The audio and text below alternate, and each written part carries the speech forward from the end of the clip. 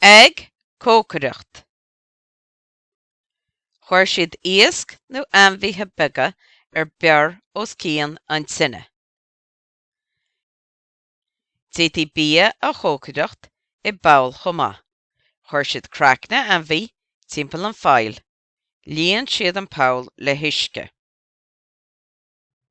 Las siad tine, chuir siad clocha sa tine chun iad a dhéanamh te. Chá siad na clocha téite isteach san uisce.